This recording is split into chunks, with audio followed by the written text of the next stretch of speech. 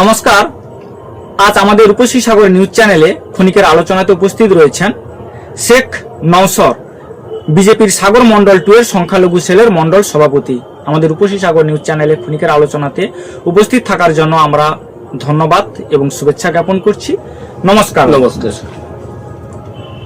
আমরা প্রতিনিয়ত যে সমস্ত ক্ষণিকের আলোচনাতে প্রশ্নগুলো রাখি, সেগুলো জনগণের প্রশ্ন আমরা তুলে ধরি। সেই প্রসঙ্গে আজকের আমরা কয়েকটি প্রশ্ন নিয়ে আলোচনা করার জন্য শেখ নওসর দাদাভাইকে আমরা আমন্ত্রণ জানিয়েছি। আজকের উপস্থিত রয়েছেন আমাদের সঙ্গে। আমি একদম প্রথমেই প্রশ্নে যাব। তৃণমূল একটা কথা বারবার ধরে প্রচার করে আসছে, বিজেপি একটি সাম্প্রদায়িক দল। আপনি একজন মুসলিম হয়ে বিজেপি করছেন, এক্ষেত্রে আপনি কি কোথাও সাম্প্রদায়িকতা লক্ষ্য করছেন? নমস্কার।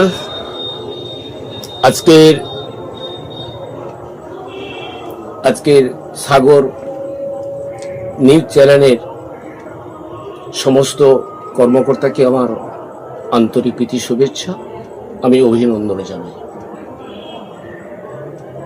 জানিয়ে যে প্রশ্নটা আমাকে করা হয়েছে সেই প্রশ্নের কথাটা আমি একটু ছোট্ট করে উত্তরটা দিয়ে নিই। যে বিজেপি একটা সাম্প্রদায়িক দল না, এই কথাগুলো সাম্প্রদায়িক কথার অর্থটা হচ্ছে যিনি বলছেন তৃণমূলের একটা অঙ্গ বা তৃণমূলীরা তারা এইভাবে অপপ্রচারগুলো চালিয়ে যাচ্ছে। কিন্তু বিজেপি সাম্প্রদায়িকতার দল নয়। বিজেপি মুসলিম সম্প্রদায়ের সমস্ত মানুষকে আমাদের ভারতবর্ষের প্রধানমন্ত্রী নরেন্দ্র মোদীজি তিনি একটা কথা বারবার ধরে বলে এসেছে যে সবকা সাথ সবকা বিকাশ আর সবকা বিশ্বাস। এই যে কথাটা তিনি বলেছে, সবাই হিন্দু মুসলিম জৈন খ্রিস্টান বৌদ্ধ কেউ নয়, সবাই আমরা একই সমান, আমরা সবাই ভাই ভাই। কিন্তু এই অপপ্রচারটা চালাচ্ছে তৃণমূল। কারণ কেন চালাচ্ছে? যে তাদের ভোট ব্যাংকটা যারা ঠিক থাকে, তাদের ভোট ব্যাংকটা ঠিক রাখার জন্য যে এই দায়টা কিন্তু বিজেপির উপরে চাপিয়ে দেওয়া হচ্ছে। কিন্তু এটা কোনোদিন ঠিক নয়। বিজেপি চায় না কোনোদিন যে সংখ্যালঘু সম্প্রদায়ের মানুষগুলোকে তারা দূরে সরিয়ে দেবে, কিছু না, তারা সবাই আপন করে নিতে চায়। এটাই হচ্ছে আমার বিশ্বাস। তৃণমূল স্লোগান তুলছে, যতই করো হামলা জিতবে আবার বাংলা। আপনি কি এই বিষয়ে একমত? দেখুন, একটা কথা হলো, আমি প্রথমত একটা কথা আমি তৃণমূলের ভাইদের কাছে আমি একটা প্রশ্ন রাখি যে যতই করো হামলা জিতবে আবার বাংলা। কিন্তু কোথা থেকে এলো এই কথাটা? আমাদের তো পশ্চিম বাংলা, তাহলে আমাদের পশ্চিম বাংলাটা বাংলাতে পরিণত হলো কেন? যে 1971 সাল, সেই 1971 সালে দেশ ভাগ হয়েছিল। সেই দেশ ভাগের সময় পূর্ব বাংলা আর আমাদের এটা পশ্চিম, আর আমাদের পশ্চিম বাংলা। তাহলে আমাদের পূর্বপুরুষ আমরা সবাই জেনে এসেছি যে আমাদের একটা পশ্চিম বাংলা। তাহলে কি আমরা পক্ষান্তরে আবার কি বুঝতে পারবো বা আবার বুঝতে পেরেছি যে যে ভবিষ্যতে আমাদের পশ্চিমবাংলা বাংলাদেশ হতে চলেছে? মুখ্যমন্ত্রী গঙ্গাসাগর সেতু শুভ শিলান্যাস করেছেন 5ই জানুয়ারি গঙ্গাসাগর এসে ভার্চুয়াল ভাবে, কিন্তু এখনো পর্যন্ত আমরা ব্রিজের কোনো কাজ শুরুটা আমরা দেখতে পাচ্ছি না। প্রকৃতপক্ষে সরকারকে এই ব্রিজ তৈরি করতে পারবে, নাকি এটা একটা ভোট কৌশল হিসেবে ব্যবহার করতে চাই? দেখুন, আপনি গুড প্রশ্ন।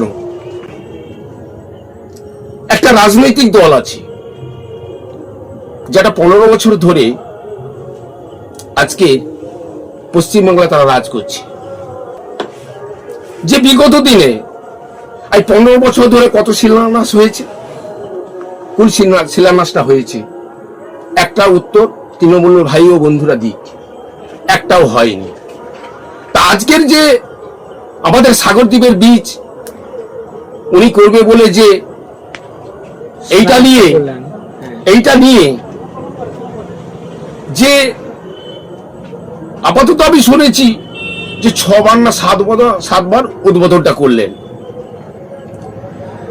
তা বীজ তো হয়নি, আর জীবনে উনি করতে পারবে না। কারণ আমি একটা জিনিস, আমি পশ্চিমবাংলার মানুষ হয়ে, আমি সাগরদ্বীপের মানুষ হয়ে আমি এটাই বুঝেছি যে একটা ভোট কৌশলী যে প্রোগ্রামটা উনি করেছেন, এটাই হচ্ছে সঠিক বীজ উনি জীবনে করতে পারবে না, কারণ সেন্ট্রাল ছাড়া বীজ করা কোনো মতে সম্ভব নয়। এটা মানুষকে একটা ভাঁওতা দেওয়া হচ্ছে আর মানুষকে বিভ্রান্ত করা হচ্ছে। লক্ষ্মীর ভান্ডারে বর্ধিত 500 টাকা, নতুন প্রকল্প যুবসাথী, মাসিক বেকার যুবক যুবতীরা পাবে 1,500 টাকা।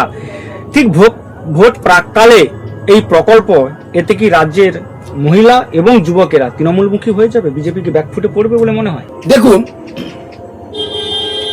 যদি ভাতা দিয়ে যদি তৃণমূল ভাবে যে সমস্ত ভোটগুলো আমরা নিয়ে নেব, যদি লক্ষ্মী ভান্ডার প্রকল্প বা এই যে যুবসাথী যে প্রকল্পটা উনি যে চালু করেছেন, তাহলে ভোটটা যদি সমস্ত ভোটটা যদি ওইখানে যদি পড়ে যায়, তাহলে চৌরঙ্গির মাঠে যে গণনাটা হয়েছিল সেই ব্যালট পেপারগুলো পুকুরে পড়েছিল কেন, বা গোটা মাঠটা ছিটিয়ে পড়েছিল কেন? এটা ভ্রান্ত ধারণা।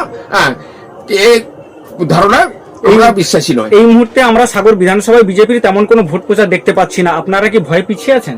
আপনি করেছেন, তৃণমূল অনেক এগিয়ে গেছে, যে তারা ভোট প্রচারে তারা নেমে পড়েছে, বিজেপি পিছিয়ে আছে। আপনি এই প্রশ্নটা আমায় করেছেন তো, কিন্তু না, আমরা কিন্তু পিছিয়ে দিই। আমাদের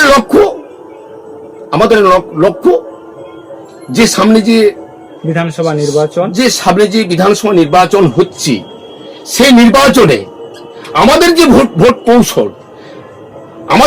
কৌশল সেই ভোট কৌশলে আমরা 26-এ আমরা সরকার গঠন করব, এ বিষয়ে নিশ্চিন্ত। এসআইআর সম্পূর্ণ তালিকা এখনো পর্যন্ত প্রকাশিত হয়নি। গত 28শে ফেব্রুয়ারি যে লিস্টটা প্রকাশিত হয়েছে, তাতে বহু মানুষের নাম বিচারাধীন, তার মধ্যে মুসলিমদের নাম বেশি। এক্ষেত্রে কোথাও কি নির্বাচন কমিশনের নিরপেক্ষতায় সংশয় আছে? একটা সুন্দর প্রশ্ন করেছি।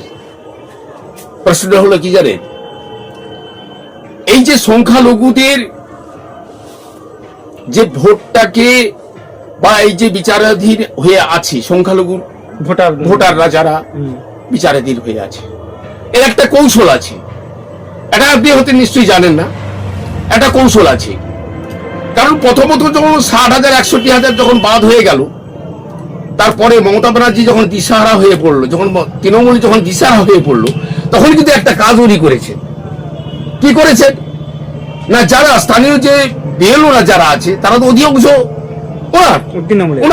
তৃণমূলের তো, তাদের দিয়ে সংখ্যালঘুর ভোটটা যাতে বিশেষ করে মানে ভোট কৌশল থেকে বেরিয়ে যায়, তার জন্য উনি প্রোগ্রামটা করেছে বিএলওদের দিয়ে, যাতে উনি ভবিষ্যতে যেন আন্দোলনে উনি নামতে পারে। তাই উনি সেই আন্দোলনে উনি নেমেছেন। কারণ আপনি দেখতে পাচ্ছেন গান্ধী মূর্তির পাদপর্শে উনি কিন্তু এখন আন্দোলনে বসে আছেন, বুঝতে পারছেন? ওসব করে কিছু লাভ হবে না। এখানে 21-এর বিধানসভা নির্বাচনের সময় দল বদলের খেলায় তৃণমূল বিজেপি উভয়ই মজেছিল। 26-এর নির্বাচনের ঠিক প্রাক মুহূর্তে তৃণমূল যদি আবার বিজেপিতে যোগদান করতে চায়, আপনারা কি দলের স্থান দেবেন? দেখুন, আপনি বারবার ধরে এই প্রশ্নগুলো করছেন, খুব ভালো লেগেছে। মানে ব্যাপারটা কি জানেন, যে তৃণমূল থেকে যদি কোনো মানুষ যদি তাদের নেতৃত্ব যদি যারা যদি আসে, হ্যাঁ আমরা নিশ্চয়ই তো আমরা তো সাধারণ গ্রহণ করবো। কারণ তৃণমূলের সমস্ত মানুষগুলো তারা অমানুষ হয়ে যায়নি, একজন তো তারা মানুষ আছে, তারা নিশ্চয়ই আমরা সাদরে কিন্তু আমরা বুকে তুলে নেব, কিন্তু কোষ্ঠী পাথরে কিন্তু আমরা যাচাই করে নেব। আমরা কোষ্ঠী পাথরে যাচাই করে নেবো। কেন জানেন? কারণ বিগত দিনের 21 সালের কথাটা আপনার নিশ্চয়ই মনে আছে কিনা ঠিক আমি জানি না। মানে আমার ধারণাতে যেন মনে হয় যে সেই যে 21-এ যে দলে দলে তৃণমূল ছেড়ে যে বিজেপিতে যোগ করেছিল, সেটা বিজেপি স্ট্র্যাটেজিতে কোথাও একটা ভুল হয়ে গেছিল। বিজেপির একটা স্ট্র্যাটেজিতে একটা ভুল হয়ে গেছিল। এবং আরেকটা কথা হয়েছিল কি, যে সেই মুহূর্তে যারা আমরা ভেবেছিলাম যে বিজেপি তৃণমূল থেকে সমস্ত বিজেপির যারা এসেছে, যারা মনে আমাদের খুব লাভ হয়ে গেল, কিন্তু না, আমাদের অত্যন্ত ক্ষতি হয়ে গেল। তার জন্য আমরা কোষ্ঠী পাথরে যাচাই করে ওনাকে নেব। গত নির্বাচনে সাগর বিধানসভায় বিজেপি প্রায় 30,000-এর বেশি ভোটে পিছিয়ে ছিল। 26-এর নির্বাচনে আপনারা কতটা ফল আশা করছেন? সুন্দর কথা। দেখুন, আমরা তো 30,000 ভোটে তো আমরা পিছিয়ে ছিলাম না, আমরা কিন্তু পিছিয়ে ছিলাম না। যে ছলে বলে কৌশলে, তাদের কায়দায় কৌশলে আমাদের মাননীয় বিকাশ চন্দ্র কামলিয়া, যিনি আমাদের কন্টেস্টিং মেম্বার, যিনি বিধানসভাতে কন্টেস্ট করেছিল, তিনাকে হারিয়ে দেওয়া হয়েছে। যে কারণ যে 4 রাউন্ড গণনার মধ্যে সে কাউন্টিং এ কিন্তু আমি ছিলাম। সে